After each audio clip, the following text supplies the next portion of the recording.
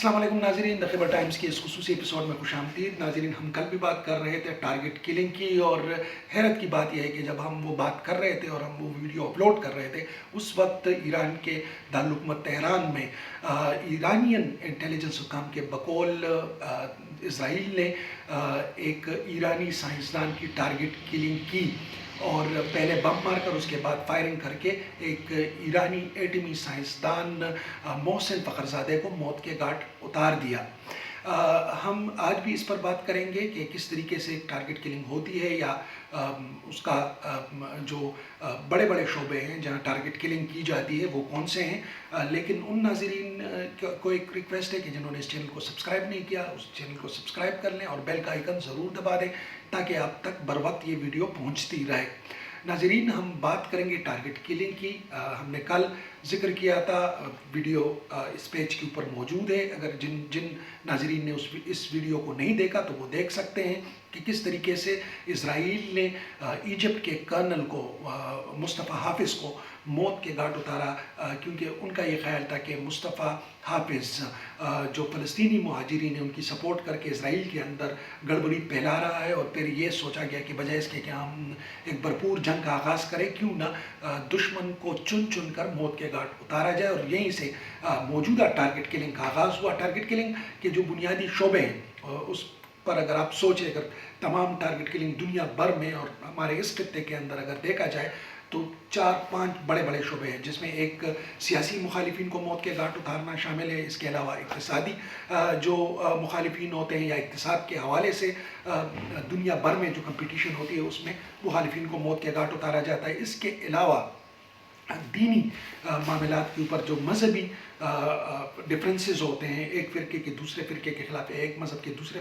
मज़हब के ख़िलाफ़ उनके रहनुमाओं को मौत के घाट उतारा जाता है। और फिर कौमी सतह पर या दिफाई जो मामलात होते हैं उसमें भी, जैसा कि हमने इसराइल और फ़लस्तीन की ईरान की हालिया मिसाल आपको दे दी कि कौम दूसरी कौम के ख़िलाफ़ किस तरीके से प्रॉक्सी करके अपने एजेंट भिजवा कर मुखालिफिन को या मुखालिफ कौम के रहनुमाओं को मौत के घाट उतारते हैं। लेकिन इसके अहदाफ क्या होते हैं? सबसे पहला हदफ खौफ क्रिएट करना। जिस भी कम्युनिटी के ख़िलाफ़ एक्शन लिया जाता है, टारगेट किलिंग की जाती है, आपको यकीनी तौर पर मालूम होगा कि बहुत सारे ऐसे लोग टारगेट किलिंग का निशाना बनते हैं जो नामवर नहीं होते, जो बड़े लोग नहीं होते, आम से लोग होते हैं, डॉक्टर हो गए, वकील हो गया, इस तरीके। लेकिन टारगेट किलिंग करके एक पैगाम दिया जाता है खौफ का, और उस खौफ से फिर जो अपने मतलूबा मकासद है उस कम्युनिटी के अंदर, उस कौम के अंदर, उसको पाए तकमील तक पहुँचाया जाता है, उनको डराया जाता है और उसको उस आदाब की तरफ लाया जाता है। इसके अलावा एक अहम चीज़ हमने देखी, चाहे वो अफ़गान जिहाद के दौरान टारगेट किलिंग हुई पेशावर के अंदर, क्वेटा के अंदर, दीगर हिस्सों में मुल्क के फाटा के अंदर, उसके बाद हमने ये देखा कि 9/11 के बाद टारगेट किलिंग और खुसूसी फाटा में जनूबी वज़ीरिस्तान, शुमाली वज़ीरिस्तान, कुरम एजेंसी, औरंगज़े agency, Khyber agency, Mohmand agency, Bajaur agency, जो साबिक़ा एजेंसीज थी और जो अब जमशद दाज़ला कहलाती हैं, उसके अंदर भरपूर टारगेट किलिंग हुई। और फिर साबिक़ा फाटा से ये होते हुए सेटल्ड एरिया के अंदर भी आया, और खैबर तक कराची हमने टारगेट किलिंग की एक भरपूर लहर देखी, जिसमें लॉयर्स, डॉक्टर्स, पॉलिटिकल एक्टिविस्ट, उलमा, यहाँ तक कि इंटेलिजेंस, जो हमारे पाक फ़ौज के इंटेलिजेंस के इदारे हैं या फिर पुलिस के जो अफसरान हैं, उनको बाकायदा टारगेट करके मारा गया। इसके अलावा एक और जो टारगेट किलिंग का एक सिलसिला होता है, उसमें उसको एसेट एलिमिनेशन कहते हैं। गोया एक खेल के अंदर कुछ अहम लोग ऐसे होते हैं जिनके पास राज होते हैं, जिनको बहुत कुछ मालूम होता है, और फिर जब गेम बदलती है, जो बड़ी ताकतें होती हैं, वो नहीं चाहते कि ये शख्स, पहले तो वो कोशिश करते हैं कि उसको जो बदलते हालात हैं उससे हम-आहंग करने के लिए उस शख्स को या उस रहनुमा को वो कायल करते हैं। लेकिन जब वो कायल नहीं होता तो उसके बाद उसको एलिमिनेट करते हैं, क्योंकि उनके पास राज होते हैं, उसको पता होता है कि क्या हो रहा है, क्या होने वाला है, क्या हो सकता है, और वो उस जो कहते हैं जो बना बनाया खेल होता है वो बिगाड़ सकता है। वो किसी भी कौम से हो सकता है, किसी भी कम्युनिटी से हो सकता है, लेकिन फिर उसकी टारगेट करके उसकी किलिंग की जाती है। इसके अलावा جیسے کہ میں نے عرض کیا کہ ٹارگٹ کلنگ کچھ ذاتی وجوہات بھی آتی ہیں جب اندھیرے ہوتے ہیں، جیسے کہ میں نے کہا کہ جب یہ 9/11 کے بعد ایک بڑی جنگ اس خطے میں آئی تو اس میں بہت سارے ٹارگٹ کلنگ کے کیسز ذاتی نوعیت کے بھی سامنے آئے، جس میں جو ازل سے جرم کی ایک اصطلاح استعمال کی جاتی ہے زنجر زمین، اس کے اوپر ٹارگٹ کلنگ ہوئی۔ خود نقیب اللہ محسود کی اگر ہم بات کریں، وہ بھی اسی سلسلے کی کڑی تھی کہ کس طریقے سے پیسوں کی خاطر کراچی میں ٹارگٹ کلنگ کی گئی، جس کا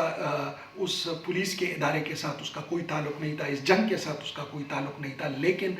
بیچ کے جو عناصر ہوتے ہیں جو مال بٹورتے ہیں اور پیسوں کی خاطر بہت ساری ٹارگٹ کلنگ ہوئی، لوگوں کو اٹھایا گیا، سیف ہاؤسز میں رکھا گیا، ان سے رقم کا مطالبہ کیا گیا اور جب رقم نہ ملی تو اس کی چلنی لاشیں بھجوائی گئیں۔ یہ بھی ٹارگٹ کلنگ کے ہی زمرے میں آتا ہے۔ تو اگر آپ اوورال آپ دیکھ لیں، جیسے کہ میں نے ذکر کیا کہ جو بڑے بڑے شعبے ہیں اس کے اندر ٹارگٹ کلنگ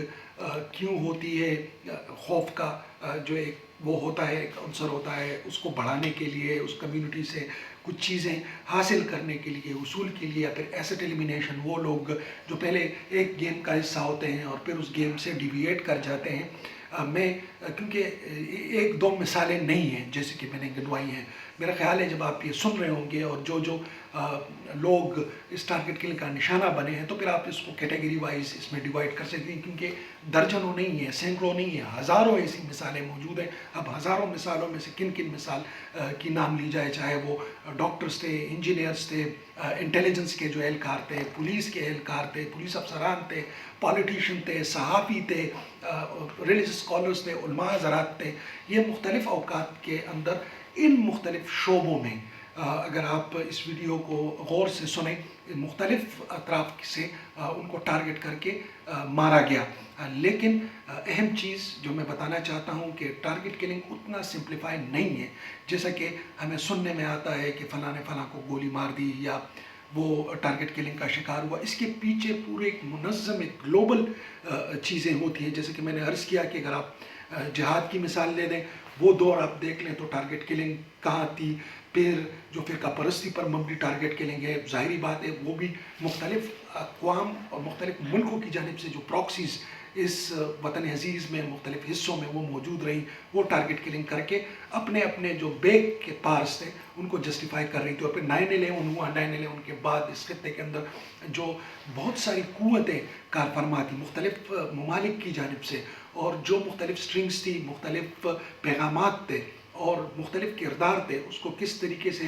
سامنے لایا گیا، پھر ہٹایا گیا یا مارا گیا۔ تو ٹارگٹ کلنگ ایک وسیع ٹاپک ہے، لیکن ہمیں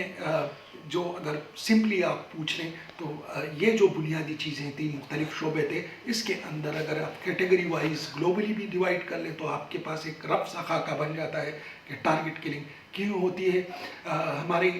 ویلاگ کا یہ سلسلہ جاری رہے گا، ہم جو دیگر معاملات ہیں اس پر بھی گفتگو کریں گے۔ فی الوقت ہماری طرف سے اتنا ہی، اللہ حافظ۔